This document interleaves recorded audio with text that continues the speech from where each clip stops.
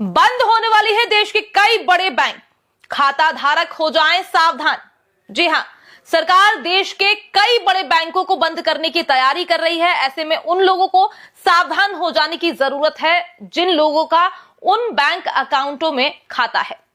ऐसे खाता धारकों को क्या करना होगा, जानिए हमारी इस रिपोर्ट में। आज के समय में लगभग हर इंसान के पास बैंक अकाउंट है, क्योंकि आप चाहे कुछ भी काम करते हो, आपके पास आज के समय में बैंक अकाउंट होना बहुत ही जरूरी है, क्योंकि सैलरी से लेकर सरकारी योजनाओं तक का पैसा आपको बैंक अकाउंट में ही आता है। लेकिन सभी लोगों का अलग अलग बैंक अकाउंट में खाता होता है, क्योंकि लोग अपनी सहूलियत के हिसाब से बैंक अकाउंट खुलवाते हैं। लेकिन फिलहाल सुनने में आ रहा है कि सरकार कई बैंकों का मर्जर करने वाली है। आम भाषा में कहें तो सरकार छोटे बैंकों को बड़े बैंकों के साथ मिलाने पर विचार कर रही है, जिससे ग्राहकों को थोड़ी परेशानी उठानी पड़ सकती है। हालांकि अगर आप सोच रहे हैं कि ऐसे में आपके पैसों का क्या होगा, तो हम आपको बता दें, आपका सारा पैसा एकदम सुरक्षित रहेगा। सुनने में आ रहा है कि इन बैंकों में Indian overseas bank, central bank of India, साथ ही कई अन्य छोटे स्तर के बैंक शामिल होंगे। सरकार का कहना है कि इन बैंकों को स्टेट बैंक ऑफ इंडिया या पीएनबी बैंक के अंदर मिला दिया जाएगा। साथ ही कुछ बैंकों को बैंक ऑफ बड़ौदा के अंदर भी शामिल किया जा सकता है। अगर आप सोच रहे हैं कि ऐसे में उन ग्राहकों का क्या होगा जिनका बैंक खाता फिलहाल इन बैंकों में है, तो हम आपको बता दें कि बैंक मर्जर के बाद उनके सभी ग्राहक दूसरे बैंक में ट्रांसफर कर दिए जाते हैं, जिसके अंदर उस बैंक को मर्ज किया जाता है। उदाहरण के लिए मान लीजिए आपका bank account central bank of India में है, और अगर सेंट्रल बैंक ऑफ इंडिया को सरकार पंजाब नेशनल बैंक के साथ मर्ज करती है, तो उसके सभी ग्राहक पंजाब नेशनल बैंक के अंदर चले जाएंगे। इसके बाद आपकी ब्रांच को बंद कर दिया जाएगा और आपको जब भी बैंक में कोई काम होगा तो पंजाब नेशनल बैंक के अंदर जाना होगा, क्योंकि अब आप उसके ग्राहक हो चुके हैं। हालांकि सरकार की तरफ से अभी तक इसकी आधिकारिक घोषणा नहीं की गई है, लेकिन सुनने में आ रहा है कि